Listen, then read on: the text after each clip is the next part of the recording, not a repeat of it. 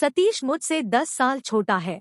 उसकी पसंद और नापसंद, उसकी ख्वाहिश और उसका रवैया उम्र के हिसाब से ठीक ही होंगे, लेकिन ये सब मेरी उम्मीद और मेरी सोच के खिलाफ है। इसका अंदाजा मुझे शादी से पहले नहीं हुआ था। उस वक्त तो मैंने सोचा था कि लड़कियां कम उम्र होकर ज्यादा उम्र के पतियों के साथ हंसी खुशी जिंदगी गुजारती है, ऐसे ही मैं भी गुजार लूंगी। सीमा मेरे मामा की लड़की है। उसका पति उससे उम्र में 15 साल बड़ा है, लेकिन उन्हें देखकर सारे खानदान में वाहवाह होती है। लोग बोलते हैं कि कितनी अच्छी जोड़ी है। यही सिचुएशन मेरी सहेली पूनम की भी है। उसका पति भी उम्र में उससे 16-17 साल बड़ा है, लेकिन दोनों बहुत अच्छी जिंदगी गुजार रहे हैं। पूनम मेरी ऐसी दोस्त है जिसकी कोई बात भी मुझसे छुपी नहीं रहती। उसका कहना है कि शादी के बाद उसमें सहनशीलता पैदा हो गई है। हर काम वो सोच समझ कर करती है। जब मैंने पूनम से कहा था कि मेरी सतीश से शादी हो रही है, तो उसने कोई तबसरा करने से इनकार कर दिया था, लेकिन मैंने उससे कहा कि तुम्हें अपनी राय तो देनी पड़ेगी। फिर वो बोली, मेरा ख्याल है सतीश तुम्हारे साथ कदम से कदम मिलाकर नहीं चल सकेगा। मैंने कहा, मैं उसे मजबूर कर दूंगी कि वो मेरे साथ कदम से कदम मिलाकर चले। मैं सतीश से ज्यादा पढ़ी लिखी हूँ और हम लोग सतीश के खानदान से ज्यादा पैसे वाले हैं। फिर ये शादी मेरी मर्जी से नहीं हो रही है। पूनम ने कहा, तुम्हारे माता पिता की ख्वाहिश पर तो हो रही है ना शादी, से इनकार करने का हक तो तुम्हारे पास है। मैंने कहा, हाँ वो तो है, लेकिन अब उम्र मेरा साथ नहीं दे रही है। 2 महीने बाद मैं पूरे 30 साल की हो जाऊंगी। माँ का कहना है कि सतीश मेरे लिए आखिरी चांस है। पूनम ने कहा, फिर तो ठीक है, आखिरी चांस को आजमा लो। इस तरह मेरी शादी सतीश से हो गई। शादी के बाद वाले 1 साल को कहा जा सकता है कि वो अच्छी से गुजरा था। 1 साल के बाद ही मेरे और सतीश के बीच में जो छुपे हुए मतभेद थे, वो खुलकर सामने आ गए थे। उसकी शुरुआत बच्चे के सिलसिले में हुई थी। मैं औलाद पैदा करना चाहती थी और सतीश का कहना था कि औरत को शादी के 5 साल बाद ही माँ बनना चाहिए, इससे पहले माँ बनने की कल्पना भी नहीं करना चाहिए। मैं सोचती थी अगर 35 साल की उम्र में माँ बनूंगी तो औलाद के जवान होने से पहले ही मेरा काम हो जाएगा। फिर 35 साल बाद मेरे अंदर बच्चा पैदा करने की ताकत रहती है भी कि नहीं। एक रात मैंने सतीश से कहा था, मैं लेडी डॉक्टर के पास जाना चाहती हूँ। उसने कोई तवज्जो नहीं दी, हालांकि मैंने इशारों इशारों में बताया भी कि मेरी पहली ख्वाहिश है कि मैं जल्द से जल्द माँ बन जाऊं। हमारे घर में बच्चा होगा तो मेरा दिल भी लगेगा। मैं सारा सारा दिन बेकार बैठी रहती हूँ, वक्त काटे नहीं कटता। वो मेरे चेहरे को बड़े गौर से देखता रहा, फिर बोला, फालतू बातें खत्म करो, मुझे काम करना है और मेरे ख्याल में इस वक्त काम ज्यादा अहम है। मैंने कहा, मैं जो बात कर रही हूँ वो भी अहम है। सतीश ने कहा, मैंने अपनी तरक्की के लिए जो प्लानिंग की है वो पूरे 5 साल की है। 5 साल में मुझे अपनी माली हैसियत को मजबूत करना है, उसके बाद ही कुछ और सोचूंगा। मैं कब कह रही हूँ कि तुम अपनी माली हैसियत को मजबूत ना करो। मैं तो सिर्फ ये चाहती हूँ कि जब तुम्हारी हैसियत मजबूत हो तो तुम्हारा बच्चा भी 4 साल का हो जाए। सतीश ने कहा, देखो इस मसले पर अब बात नहीं होगी। और फिर मैं चुप हो गई। हमारे कई दिन खामोशी में गुजर गए। सतीश सुबह 9 बजे घर से निकल जाता तो रात 9 बजे के बाद घर में आता था, जबकि मैं चाहती थी कि सतीश ज्यादा से ज्यादा 7 बजे घर आ जाया करे। मैंने उससे पूछा, जिस मार्केट में तुम्हारी कपड़े की दुकान है, डैडी कह रहे थे कि वो 7 बजे तक तो बिल्कुल बंद हो जाती है। सतीश ने कहा, तुम्हारे डैडी ठीक कह रहे थे, लेकिन आज ही वो 8:30 बजे मेरी दुकान पर आए थे। अगर वो नहीं आते तब भी सुबह मैं दुकान जाने से पहले उनके कर्ज की किस्त अदा करने खुद जाता या पैसे देकर तुम्हें उनके पास भेज देता, लेकिन उन्हें सब्र नहीं हुआ।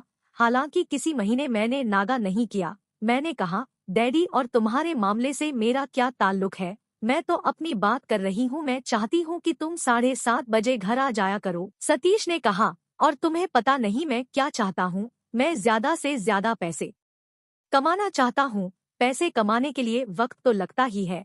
मैं सतीश से बहस करना नहीं चाहती थी, वरना मेरे पास इसका जवाब भी था। मेरे डैडी सतीश से बहुत ज्यादा पैसे कमाते थे, लेकिन बस कभी कभी ही वो देर से घर आते, वरना 7 बजे से पहले वो घर में होते थे। ये ठीक है कि उन्होंने मेरे मशवरे के बगैर सतीश को कर्ज दिया था ताकि उसका कारोबार बेहतर तौर पर चल सके। सतीश के पास मार्केट में जो दुकान थी वो भी डैडी की थी। वो दुकान बगैर पगड़ी के उन्होंने सतीश को किराए पर दी थी। वरना मार्केट में बहुत ज्यादा पैसे देकर भी दुकान मिलना मुश्किल थी। मेरे डैडी का खुद कपड़े का कारोबार है। मेरे दोनों भाई भी यही करते हैं। दोनों मुझसे छोटे हैं, मगर कारोबारी मामलात में सतीश से ज्यादा समझदार हैं। यही वजह है कि वो लाखों में खेल रहे हैं। डैडी सिर्फ उनकी निगरानी करते हैं। सतीश का काम भी शादी से पहले कपड़े ही का था, लेकिन इतना बड़ा नहीं था। वो कपड़े की खरीदारी के सिलसिले में डैडी के पास आता था। उन दिनों डैडी ज्यादा वक्त घर पर ही होते थे। उनके एक पैर में चोट लग गई थी और डॉक्टर ने उन्हें चलने फिरने से मना किया था। डैडी को सतीश मालूम नहीं क्यों पसंद आ गया था। पहले वो डैडी से मार्केट ही में मिलता होगा, लेकिन जब डैडी घर में पड़ गए तो वो एक रोज घर आया और फिर मुसलसल आने लगा।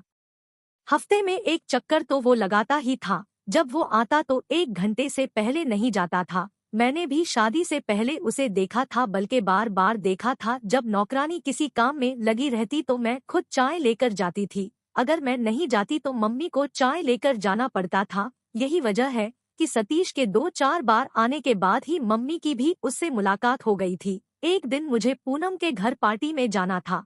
मैं डैडी से इजाजत लेने के लिए डैडी के रूम में गई। मम्मी और डैडी बात कर रहे थे। मुझे देखकर मम्मी ने डैडी से कहा, ये आ गई है मीना, इससे पूछ कर देख लो। पहले तो इसका तैयार होना जरूरी है, क्योंकि ये अब बच्ची नहीं है। डैडी ने कहा, अभी पूछने का वक्त नहीं आया है, जल्द ही आएगा और मैं पूछ भी लूंगा। उस वक्त मुझे नहीं समझा कि क्या बात हो रही है, लेकिन 1 हफ्ते बाद ही बात मेरे सामने आ गई। तब मुझे मालूम हुआ कि मम्मी किस बारे में मुझसे पूछने का कह रही थी। मैंने कहा, लेकिन माँ, सतीश मुझसे छोटा है। मेरी उम्र तो अब ऐसी है कि किसी समझदार आदमी के साथ ही मेरी शादी हो। माँ ने कहा, सतीश को भी मालूम है कि तुम्हारी उम्र कितनी है। तुम पढ़ी लिखी हो, उसके बावजूद जब बात आई है तो बगैर सोचे समझे इनकार कर देना अच्छी बात नहीं है। मेरे ख्याल में तो रिश्ता ठीक है, थोड़ा माली तौर पर वो टूटा हुआ है, लेकिन तुम्हारे डैडी कह रहे थे कि उसे थोड़ा सा सहारा मिलेगा तो उसका कारोबार चमक जाएगा, क्योंकि उस लड़के को कारोबार करना आता है। उसके घर में सिवाय उसकी माँ के दूसरा कोई नहीं है। उसकी 2 बहनें हैं, वो शादीशुदा है, अपने अपने घर की है, साल में 1 बार माँ से मिलने आती है। तुम अकेली रहोगी घर में। मैंने कहा, मेरी तो कुछ समझ में नहीं आ रहा है मम्मी। हमारी समझ में आ रहा है, हम जवाब देंगे सतीश को कि शादी की तैयारी करे। मम्मी ने फैसला करने वाले अंदाज में जवाब दिया।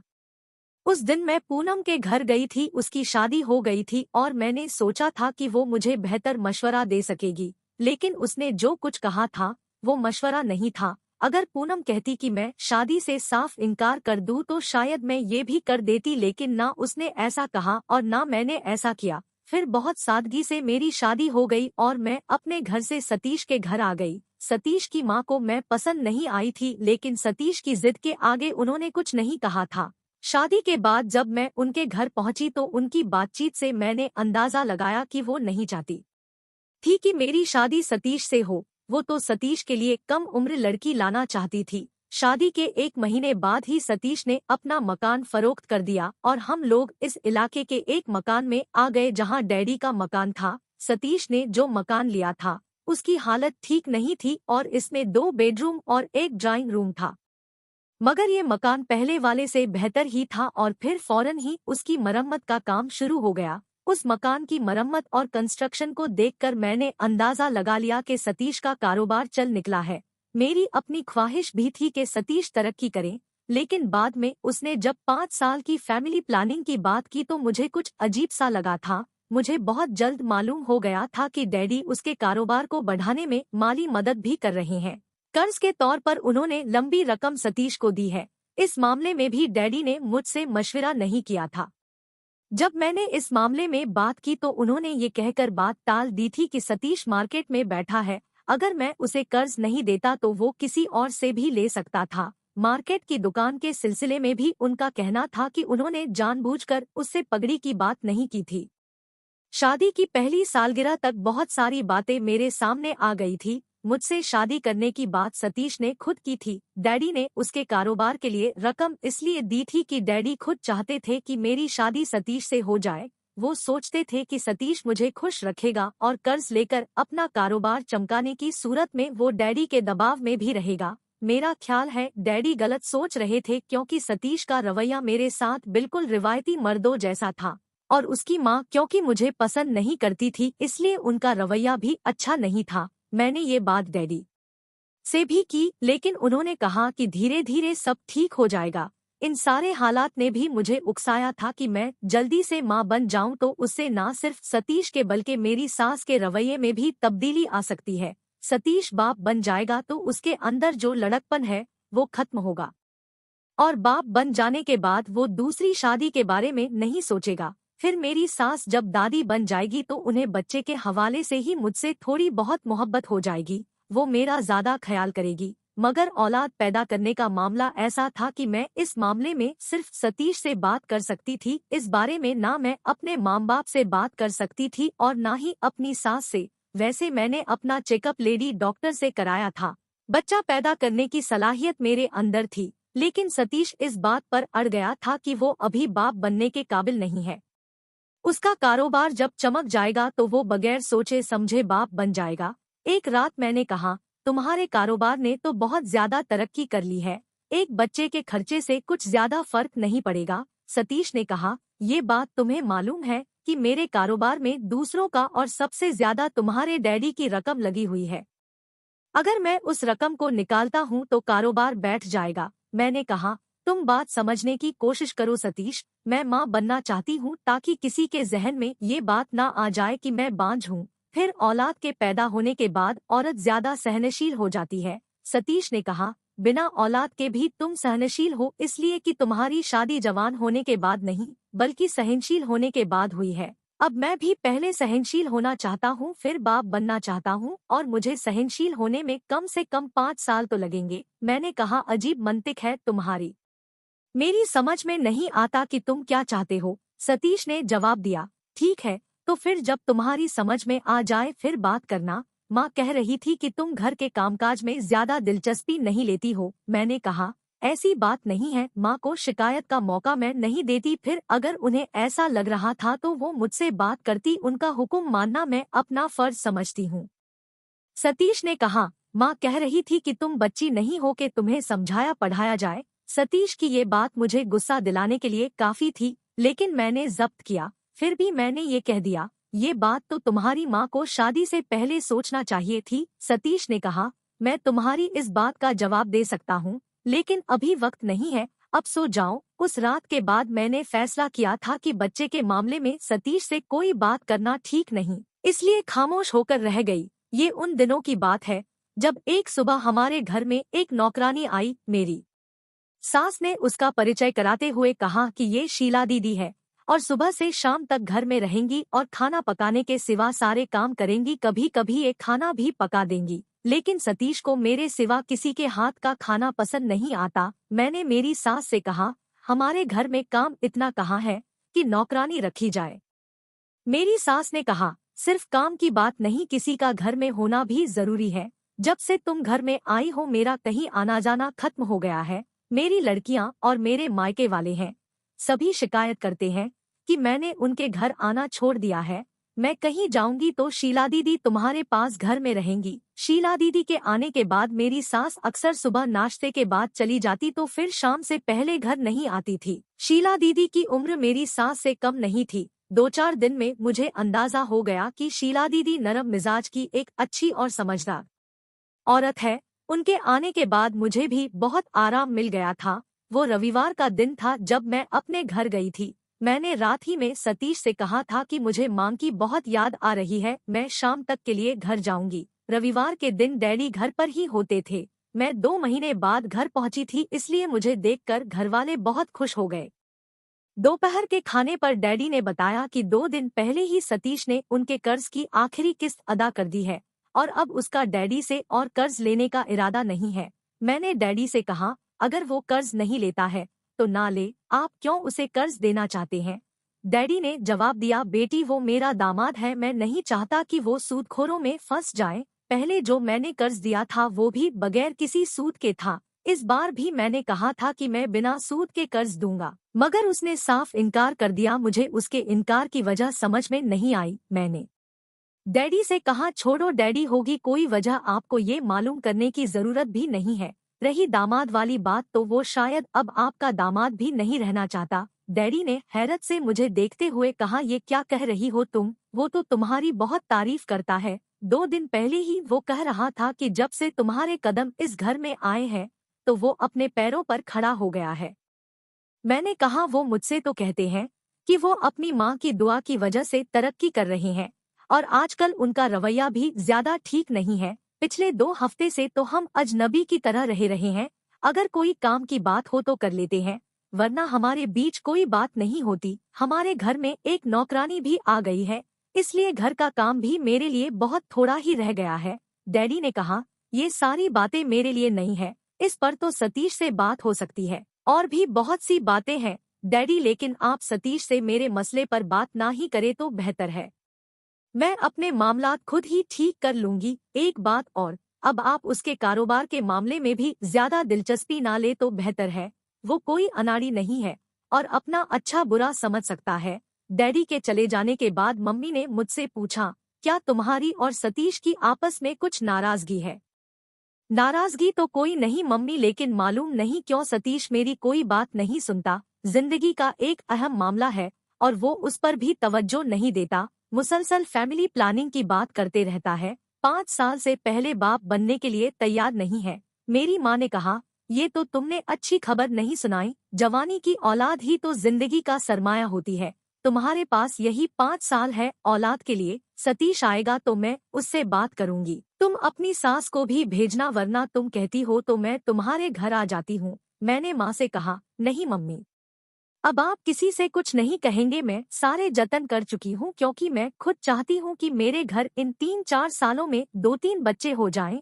लेकिन सतीश एक बच्चे के लिए भी तैयार नहीं। उम्र के हिसाब से सतीश के पास ताकत और जवानी के 10-15 साल है, लेकिन मेरे पास वक्त नहीं है। माँ ने कहा, तुमने ये बातें करके मुझे फिक्रमंद कर दिया है। मैं तुम्हारे डैडी से बात करूंगी, वो तो सतीश के साथ तुम्हारी शादी करके बहुत खुश है। लोगों से कहते हैं कि उनका दामाद लाखों में एक है। वैसे सतीश तुम्हारे डैडी की बात सुनता है, वो किसी न किसी अंदाज में उसे समझा देंगे। लेकिन मैंने माँ को मना कर दिया और कहा, अब मैं 1-1.5 हफ्ते बाद आऊंगी तो फिर बात होगी। मैं शाम तक मम्मी के साथ रही और फिर वापस आ गई। घर आने के बाद मुझे उम्मीद थी कि मेरी सास मेरे मायके की खैरियत जरूर पूछेगी, लेकिन ना उन्होंने पूछा और ना सतीश ने। मैंने सतीश को मम्मी की बात बताई, बच्चे के बारे में मम्मी की राय बताई। सतीश ने कहा, तुम्हारी मम्मी ठीक कहती है, वाकई इन दिनों औलाद ही मियाँ बीवी का सरमाया होते हैं। लेकिन उन्हें ये नहीं मालूम कि हर आदमी अपने भविष्य के बारे में अपने तौर पर कुछ न कुछ फैसले करता है, और मैंने भी एक फैसला किया है। इस फैसले पर मैं अमल नहीं करूंगा तो और कौन करेगा? फिर सतीश ने बेड से उठते हुए कहा, आज की रात भी मैं घर पर नहीं रुकूंगा। अब तुमसे कल शाम में मुलाकात होगी। मैंने पूछा, आप कहाँ जा रहे हैं? सतीश ने कहा, मेरा ख्याल है ये सब तुम्हें बताना जरूरी नहीं है। इतना कहकर सतीश कमरे से बाहर निकल गया। हर रात की तरह उस रात भी मुझे देर तक नींद नहीं आई। सतीश ठीक 11 बजे रात को सो जाता था, जबकि मैं बहुत देर तक जागती रहती थी। उसके होने की वजह से एक धारस बंधी रहती थी, लेकिन जब वो किसी काम से शहर के बाहर जाता तो मुझे सुबह तक नींद नहीं आती थी। पिछले 4 दिन से वो दूसरे तीसरे दिन रात में जाने लगा था। उस रात मैंने सोचा था कि मैं सतीश से ये जरूर मालूम करूंगी कि वो क्यों और कहाँ जाता है। वैसे डैडी और मेरे भाइयों का कहना था कि सतीश साफ सुथरे चरित्र का आदमी है, फिर रातों को चले जाने की क्या वजह है? रात देर से आने वाली बात तो समझ में आती थी कि वो किसी काम से कहीं रुक गया होगा, लेकिन रात भर गायब रहना मेरे लिए फिक्र की वजह था। शीला दीदी दोपहर के वक्त आई और फिर मेरी सास घर से चली गई। ये सिलसिला भी तकरीबन 10-12 दिन से शुरू हुआ था। शीला दीदी के आने के बाद मेरी सास घर से चली जाती थी। सतीश दोपहर के खाने के बाद घर में आया था। मैंने खाने के बारे में पूछा तो उसने कहा कि वो खाकर आया है, थोड़ी देर मुझे सोने का मूड है। मैंने पूछा, क्यों रात में जागते रहे हो, काम कुछ ज्यादा था? सतीश ने कहा, ये तुम क्यों पूछ रही हो, ये मेरा हक है। मैंने एक एक शब्द पर जोर देते हुए कहा, मैं तो ये भी पूछ सकती हूँ कि कहाँ गए थे और क्यों गए थे। अगर मैं नहीं बताऊं और अगर मैं बताऊं तो वो बात तुम्हारे हक पर डाका हो तो तुम क्या करोगी? सतीश की बात मेरी समझ में कुछ पल के लिए तो नहीं आई, लेकिन फिर जैसे किसी ने मेरे दिमाग पर हथौड़े बरसा दिए। मैंने कहा, तुम ये बात जानते हो कि मैं बहुत कुछ कर सकती हूँ। सतीश ने कहा, तुम कुछ नहीं कर सकती। तुम मुझसे शादी करना नहीं चाहती थी, मैंने तुमसे शादी कर ली, उसके बाद तुमने औलाद की बेड़ी मेरे पाँव में डालने की कोशिश की। मैंने कहा, तुम जानते हो मेरे डैडी दिल के मरीज हैं, इसलिए मैंने उनका कहना मान लिया, लेकिन अब तुम मेरी मर्जी के खिलाफ कोई हरकत करोगे तो मैं किसी की परवाह किए बगैर कुछ भी कर सकती हूँ। सतीश ने कहा, तुम्हारी मर्जी के खिलाफ मैंने दूसरी शादी कर ली है और रातों को मेरे घर से गायब रहने की वजह यही है। अब तुम जो चाहे कर लो, तुम चाहो तो अपने घर जाकर बैठ जाओ, चाहो तो मेरे खिलाफ केस कर दो, चाहो तो मुझसे कानूनी तौर पर तलाक ले लो। मुझे हक पहुंचता है कि मैं अपनी उम्र की लड़की से शादी करूं। मैंने कहा, फिर मुझसे क्यों शादी की थी? तुम्हारे डैडी ने अस्पताल में मुझसे कसम ली थी, मरने वाले की आखिरी ख्वाहिश समझकर मैंने वादा किया था, लेकिन वो बच गए, उन्हें मेरा वादा याद था। फिर उन्होंने मेरी मदद भी की थी, कर्ज भी दिया था, बिना पगड़ी के मार्केट में दुकान भी दी थी। इस तरह उन्होंने मुझे मजबूर कर दिया। लेकिन जैसे तुम्हारे डैडी की ख्वाहिश थी, इसी तरह मेरी माँ की भी ख्वाहिश थी, उसे भी पूरा करना था, सो मैंने कर दिया। जिसे तुम नौकरानी समझती हो शीला दीदी, वो मेरी सास है। मैंने कहा, तुमने मुझे धोखा दिया है। अगर तुम समझती हो कि मैंने तुम्हें धोखा दिया है तो अदालत के दरवाजे खुले हैं, जाओ मुझे फांसी पर चढ़ा दो। मेरी समझ में नहीं आ रहा था कि उस कमीने आदमी से क्या कहूँ। गुस्से की वजह से मेरे हाथ पाँव और होंठ कप कपा रहे थे। मैं चीखना चाहती थी, दहाड़े मार मार कर रोना चाहती थी, अपनी और सतीश की जान एक कर देना चाहती थी, लेकिन मैं कुछ भी नहीं कर सकी सिवाय इसके कि मैं बेड पर गिर गई। थोड़ी देर बाद सतीश की आवाज मेरे कानों में आई, मैं जा रहा हूँ, अब तुम्हारी मर्जी, तुम रहना चाहो तो रहो, जाना चाहो तो चली जाओ, अगर चली जाओगी तो मैं तुम्हें लेने नहीं आऊंगा। इतना कहकर वो रुका नहीं। अगर रुकता तो शायद मैं कुछ कहती। उस वक्त मेरा जहन साय साय कर रहा था और ये महसूस हो रहा था जैसे मेरे सीने में आग दहक रही हो। घर में उस वक्त सिर्फ शीला दीदी थी। अगर मुझे ये नहीं मालूम होता कि शीला दीदी सतीश की सास है तो मुमकिन है मैं उनसे बात करके दिल की भड़ास निकालती। मुझे ये नहीं मालूम था कि शीला दीदी के घर में कोई कुंवारी लड़की भी है और शीला दीदी के मेरे घर में आने का भी कोई मतलब है। ये तो मुझे बाद में मालूम हुआ कि शीला दीदी ने अपनी 19 साला लड़की को सिर्फ 2 लाख की रकम लेकर सतीश के साथ शादी कर दी थी। मैंने उस लड़की की शक्ल नहीं देखी थी, मेरी सास का कहना था कि वो मुझसे भी बहुत सुंदर है। सतीश के जाने के बाद मैं 4 बजे अपने घर पहुंची। सोचकर तो यही गई थी कि घर वालों को सब कुछ बता दूंगी, लेकिन नहीं बता सकी क्योंकि घर में डॉक्टर था और डैडी बेड पर बेहोशी के आलम में पड़े हुए थे। जब मैं घर में दाखिल हुई तो मम्मी यही समझ रही थी कि मुझे किसी ने खबर दी है और मैं डैडी को देखने के लिए आ गई हूँ। मेरे पहुँचने के बाद ही डैडी को अस्पताल पहुँचाया गया। मैं और मम्मी उनके साथ ही थे। मम्मी ने कहा भी था कि सतीश को खबर कर दी जाए, लेकिन मैंने मना कर दिया। मैंने कहा था कि वो शहर में नहीं है। डैडी 12 दिन अस्पताल में रहे और घर आने के बाद रात के 3 बजे इस दुनिया से चले गए। इन 12 दिनों में ना सतीश अस्पताल आया और ना ही घर आया।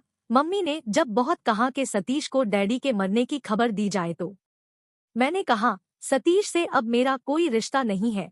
मेरा ये जुमला सुनकर मम्मी ने छाती पीट ली। मैंने डैडी के स्वयं के बाद ही मम्मी को सारी कहानी सुनाई थी। माँ ने पूछा, अब तुम क्या करना चाहती हो?